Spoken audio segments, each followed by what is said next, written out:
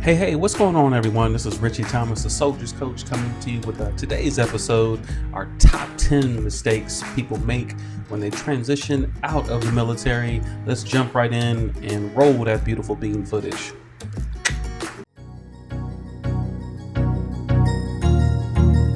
That's good.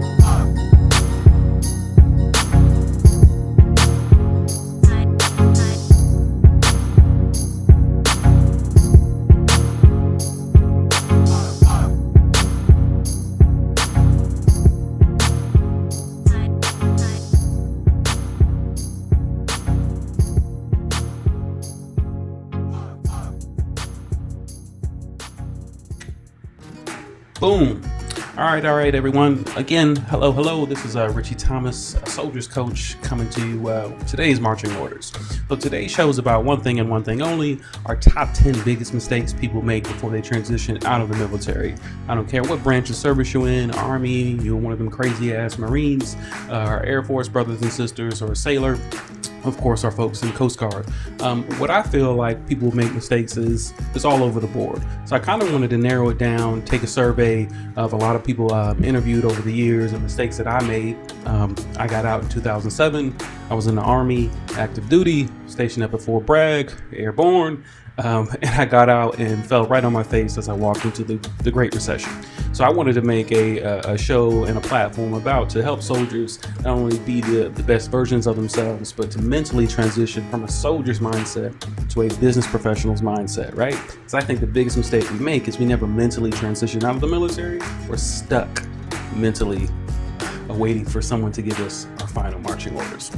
All right, so let's jump right in on the list. So the first one on the list is waiting too late. So if you're still active duty or reserve or National Guard or whatever your role, I personally think that we wait too long to transition. I know when I got out in 2007, I think the biggest thing, I don't think I did the transition assistance program until about maybe 60 days, maybe 90 days before I got out. But of course, that was already too late. I personally believe we should start transitioning out of the military the day we transition in. Why? Because it's embedded in our heart, and our mind, and our body, and our soul. Like, to be soldiers. Like, some of y'all got, if I pulled your heart out of your chest, it's probably tattooed in camouflage, which is not a bad thing. Where it fails you, though, is you present yourself to the marketplace as a soldier. So when you take the uniform off, you really don't know who you are. It's like your identity and your occupation become one. So I think we were so ingrained on being a soldier for life, and then it's like, well, you can't wear that uniform forever. So then what do? So I think we wait too long to transition out. And again, my big thing there is it's mentally transitioning from a soldier's mindset to a business professional's mindset. A key example is, I know when I first got out and I started applying to jobs, I thought I was going to get a job just because I was in the Army. It didn't work that way. I didn't understand what a business was. I didn't understand how to write a good resume. There was just so much I didn't know. And they tried to cram that all in a workshop in like 6 weeks before we got out. That's not cool. So if you got a 4-year contract, I would go ahead and start transitioning mentally, and by that, what I mean is learning to observe how people produce income, learning how people produce multiple streams of income, learning what a business is. If you're an adult in America, this is America, like, let's run off an economic model known as capitalism, which means anything and everything is for sale. So if you're going to earn money in this country, you're going to be working for a business, or you will own a business. But it's too late to try to catch up on business if we try to transition, 6 weeks before we get out. So waiting too late is the biggest thing. So I don't care if you got 5 years left or 10 years left, or you're at the halfway mark, or wherever you are. You need to start prepping your plan, so to speak, now, today, like right now. You can never start too early to start transitioning. So that's my number one, is we wait too late. Number two is we believe you'll get a gig based off of your military rank / experience. No. You're not going to get a job because you were E7 in the Marine Corps. You're not going to get a job guaranteed because you were E9 in the Air Force. You're not going to get a job based off the fact that you were a major in the Navy. Like, civilians don't care. They don't care what your rank is. They don't care. And it's so funny to me when I always know when I'm meeting a soldier and whatnot, they still introduce themselves by their last name. You know, it's Major Johnson, it's Colonel Fryer. It's like no one cares what your rank is. So I think we put too much emphasis on the rank outside civilians in the civilian world because, quite frankly, when I meet CEOs, the ones that I've worked with in the past, everybody goes by first name basis. They don't care about your rank or your education. In the company, they care about one thing only. You get paid to manage and solve problems. That's it. You get paid to manage and solve problems. Like, think about how many times you've used social media in your life. This 22-year-old kid named Mark Zuckerberg created Facebook. He stole it, whatever. A 22-year-old solved a global problem. Before Facebook, we were looking people up on the yellow pages, right? And then he solved a problem. No one cares what his rank is. No one stops and goes, hey, before I jump on Twitter today or Facebook or Instagram, did this guy, he graduated college, right? Like, they don't care. So sometimes I think we put too much emphasis on who we were in the military versus who we are presenting ourselves to be to the marketplace for employment, right? So I think we overstate so much emphasis in the rank, and some of us get our feelings hurt when they go, well, I was here in the military and now I got a job paying down here. Well, that's because you sold yourself to the marketplace as a soldier, and soldiers don't get hired. Business professionals do. So you have to stop selling yourself, seeing yourself, and branding yourself as a soldier, and you have to see yourself and sell yourself and brand yourself as a business professional, comma, who specializes in XYZ. They don't care about your rank. They don't care. The only time I feel like people want to talk about military is 3 days out of the year. Independence Day, Veterans Day, and Memorial Day. That's it. They'll buy you a beer. You know, you want to do the war story thing, go down to VFW and exchange for war stories. Civilians don't care. All right. They want you to manage and solve a problem for their business. That's how you get hired. And your brand needs to say that you are the best in the world at solving that particular problem, not on your rank. All right. So number 3, you'll get a gig based off your security clearance. Oh God, this was me. First, second, and third. So I had a top secret SCI. That's what's known as a ComSec guy, communication security. So I encrypted networks. I encrypted the walkie-talkies, the cell phones, the landlines, just the IT network overall, right? Encryption.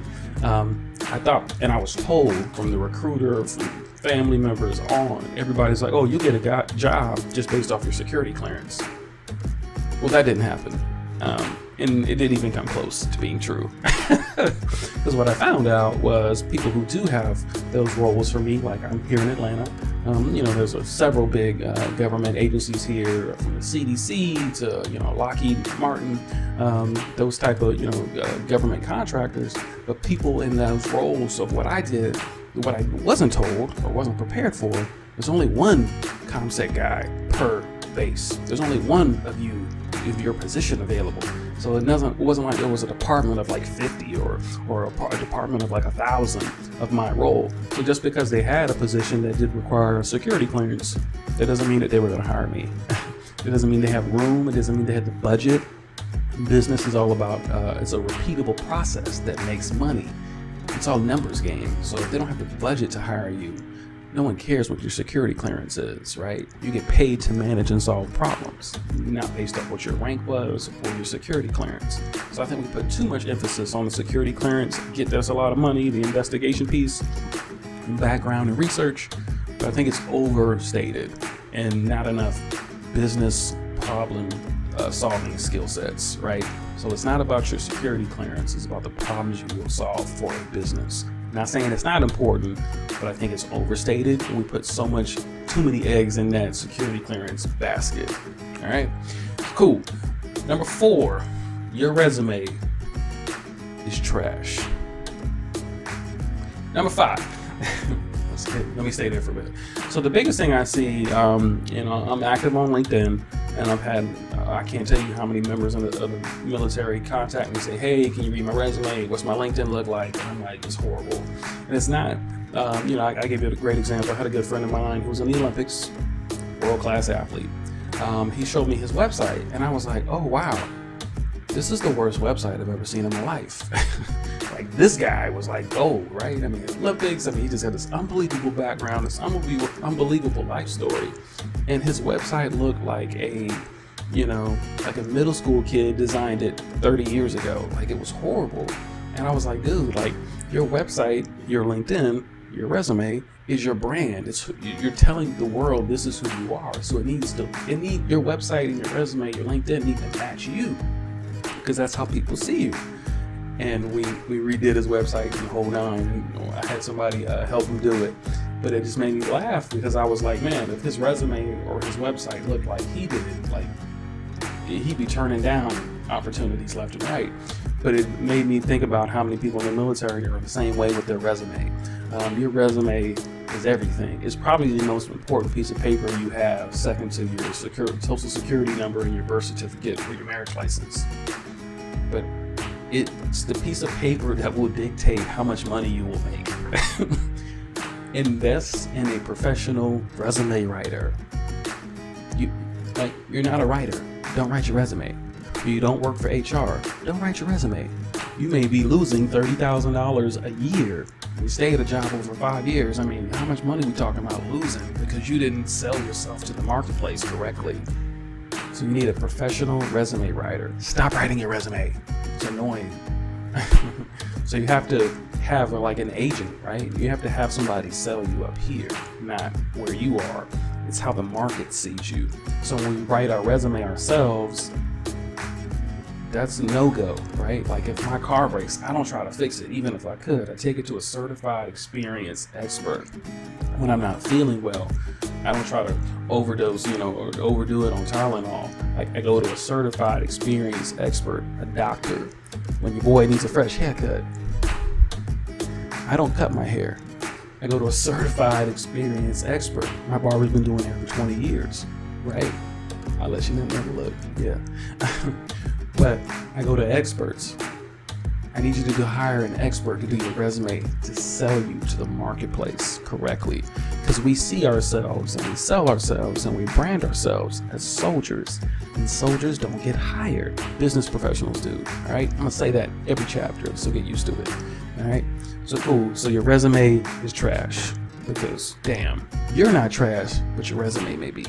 And how do we know this? The ultimate test? Apply to 10 jobs anywhere in the world, 10 dream jobs. Someone said, my dream did not work. I was like, oh, it's actually really smart. What's your ideal scenario? Throw money out the window. Dream company, whatever. But if you apply to 10, how many are calling you back? If like less than half, your resume is not where it needs to be. So hire a professional. And while I'm at it, hire somebody to do your LinkedIn page. It's your LinkedIn is your online resume. You have to have one, and it has to look amazing. Boom. Number 5. We don't fully understand business. Man, I can spend the whole show on this one alone. And quite frankly, this is a lot of what my platform is about, is getting people to mentally transition from a soldier's mindset to a business professional's mindset. This is the end all be all, because reality is anything in America is a business. If it's made by man, woman, child, it's a business. Right? Mother Nature is Mother Nature, but anything man-made is a business. A hospital is a business. A homeless shelter is a business. Your elementary school is a business. The daycare your kids go to, business. Grocery store, business. Amazon, business. The $1,000 iPhone in your pocket, business. The clothes you're wearing, business. The drawers you got on, business. Everything is a building, is a business. If it is a building, it is a business. The military is a business. We're in the business of security. We're in the business of defense. Our job essentially is to protect the country. We're in the business of security. Look at Lockheed Martin. Look at General Dynamics. Look at their stock at wartime, right?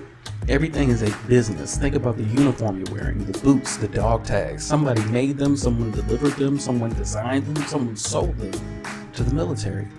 The tanks you drove, the airplanes you flew out of, the airplanes you jumped out of. Airborne. Don't ever question my ability to jump out of a perfectly good airplane. Still got my coin. 29 jumps. 29. But everything is a business, right? It was made by somebody, it was delivered by somebody. The oil, the fuel in the tanks, and the equipment in the Humvees, it's all made by one company, right? Different companies. So how do you help that company make money, save time? That's all they want to know. How do you help my business make more money, save more money, or save time? Save time means helping them become more efficient. I've spent the last 10 years in IT. IT is really good at helping people go from like doing paperwork, pencil and paper, to doing it online. So we can help you save time drastically. I asked somebody who was working for like 40 years, I was like, what did y'all do before email? He was like, we called or we did it in person. How much time we're saving? If you look at Zoom stock, Zoom, Z-O-O-M, just since since March, since COVID, their stock has gone through the roof. Bonus point here, you should know how to read the stock market. NASDAQ, Dow Jones, S&P 500, business, economics, you should know that. Here's why. Because everybody in America is a business professional. You just specialize in XYZ. You're a business professional who specializes in military operations. You're a business professional who specializes in IT. A business professional who specializes in an automotive industry. You understand? You're not a soldier. You're not a sailor. You're a business professional who serves in the military. There's a difference there, right? So I think you have to really understand full circle what you are a part of. And I didn't understand that. I thought I was going to get a job because I was in the Army, because I had a top secret security clearance. And quite frankly, I thought they was going to hire me. This was all post 9/11. It was 2007. Oh, you're a vet. You're a hero. I had the hero complex. Oh, you're going to get a job guaranteed. You served in the Army. Cool. They will buy you a beer and pat you on the back. They're not going to hire you until you tell them how you solve problems, manage problems, help them make more money, save more money, or save time. That's it. It's not that deep. So I didn't understand what business was fully and how I impacted business, right? So anybody in America 16 and up, you're a business professional. You just have a certain specialty or a skill set to help a business. If it's a building, it is a business. So again, any building you've ever walked into was owned by somebody. Who owns the building? Who owns the business that occupies the building? Every building in America is owned by somebody. How would you help them make money or save time? Mentally transition from a soldier's mindset to a business professional's mindset. I've probably applied to over 200 jobs since I've been out, maybe 300. I can't tell you how many of them called me back because in the beginning I wasn't selling myself as somebody who could help their business. Cool. So not fully understanding business. 2 bonus points to that one. I always feel like, the best way is, I've said this on a couple other videos, but I fully believe also everybody in the military should have their own business, right? And I think that's the most helpful because when you have your own business, essentially, and I think you should name it after yourself, you would be the CEO of You, LLC. So the best way to know business and to do business is to do business. You should know about marketing, sales, finance. Everything's a business. You want to impact the bottom line, do business, right? So not fully understanding business is probably number 1, 2, and 3. The next one, number 6, kind of continued on from number 5, is we don't understand that we can hire ourselves. I fully believe, and I know I just said this, but I'll reiterate it. Got a little excited there. I fully believe if you're in the military, you should have a business in your name, right? So You LLC, so John Doe LLC. Ritchie Thomas, have a Ritchie Thomas LLC.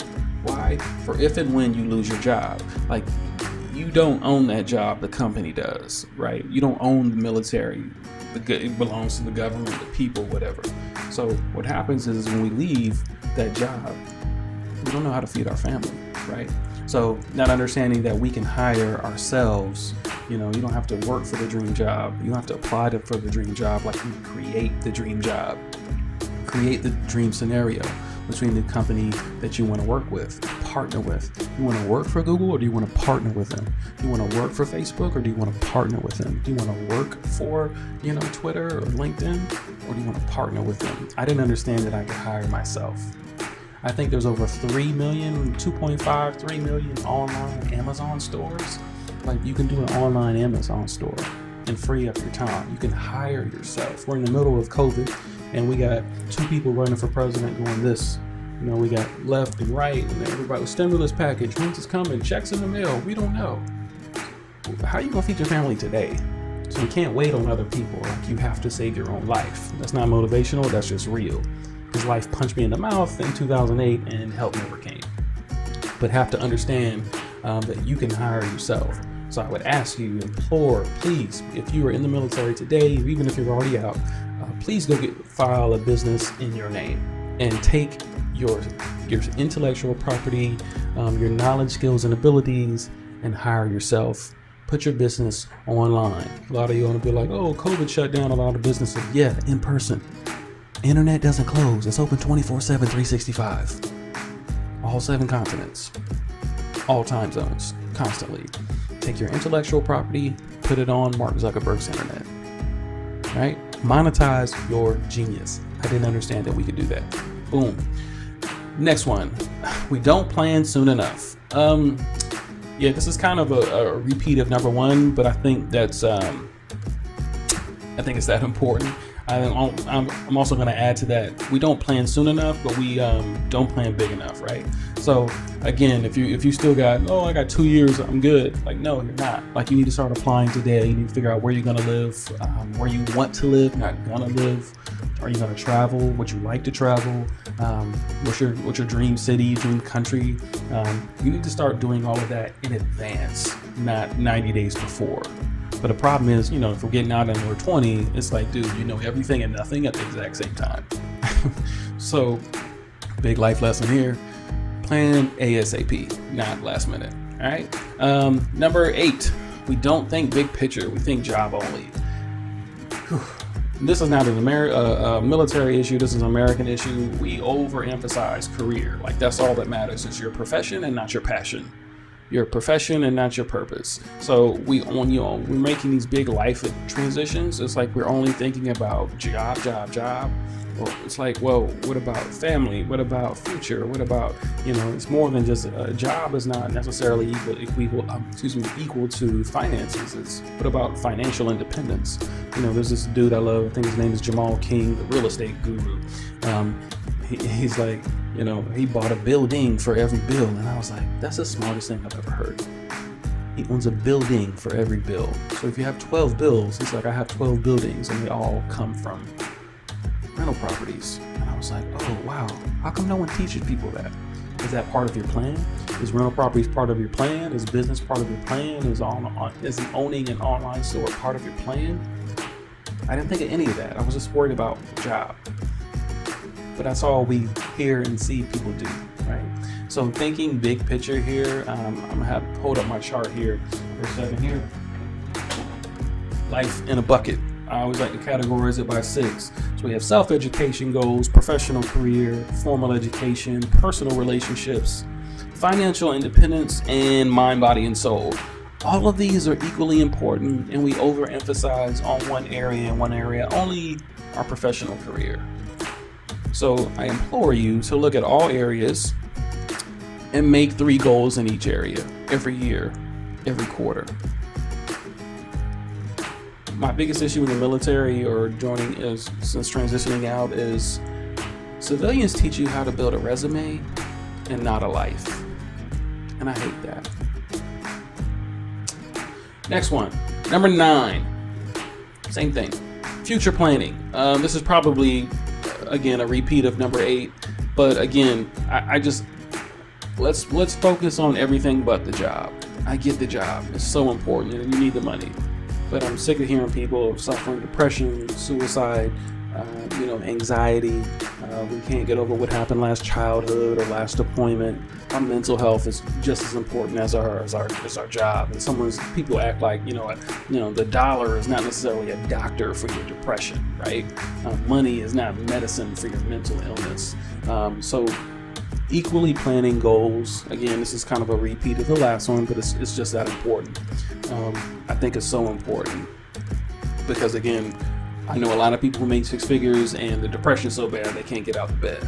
A lot of people make six figures and they're in a miserable situation from a personal relationship standpoint.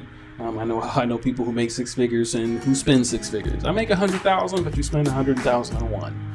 Just because you make money doesn't mean you have financial independence. That's a real thing. People who work. I met a guy once, an accountant. He's like, "Oh, I work 80 hours a week." I was like, "Is your family like that? Do they enjoy that about you? Do they want you at work and not at home? Like, when do you have time for your mental health and peace, prayer, meditation, whatever, mind, body, and soul, right?" When we overemphasize the job, is what I'm getting at. All right. So again, future planning, not just job, everything but the job. Let's look at everything but the job on that one. And the last one here is multiple streams of income. Good God. This is probably the second most important, quite honestly. We are trained to think that you could only pay your rent or your mortgage through your JOB. And in reality, you can own rental property, you can own an online business, you can speak, you can coach, you can consult. There's so many other ways that you can earn income, investments, and dividend stocks, and this, that, and the other. Please hire a financial planner, a financial advisor, and don't just blindly put money in Robinhood.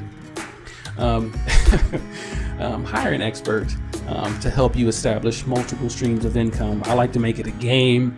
Could I right now, today, pay my mortgage through 5 different funnels? Yes. Could you today pay your rent or pay your mortgage through 5 different sources? A job, a side hustle, one investment, a second investment, a third investment, VA, retirement, whatever. Because if you lose one, cool, we can pay it 4 other ways. That's what I'm getting at. Because I got my ass handed to me at the recession. Never again. Never again. Don't even try it. All right. And then 2 more bonus points for you guys. The number 11, or the first bonus, is networking. We fail to network. We fail to ask for help. We're trained to be soldiers and fight. And I don't need help. I'm a soldier on. Biggest mistake you make is not asking for help. Because we try to do everything by ourselves. Army of one, you have to have a network. You have to have a championship network. You have to have a CEO network, a financial network, a marriage network. You have to have an expert or a mentor or a coach in every area of your life. You have to have help. And we fail to network to do so accordingly. And last but not least, we prioritize profit over purpose. Money. That's all we want. That's all we think about. That's all we're told to think about, from kindergarten to K-12 to college to cubicle. It's chase the dollar. But what if you're miserable when you get the dollar, right? So prioritizing profit over purpose. Why were you born? To sit in somebody's cubicle? It's up to you. They said the greatest 2 days of your life was the day you were born and the day you figure out why. Boom! So that's my top 10 list of why I feel the 10 biggest mistakes people make transitioning out of the military. 2 bonus points for you. Ladies and gentlemen, my name is Ritchie Thomas and I'm a soldier's coach. I'm reminding you that you are forever a soldier, but you are also a business professional. And I'm saluting your mind, body, and soul. Peace. Thank you.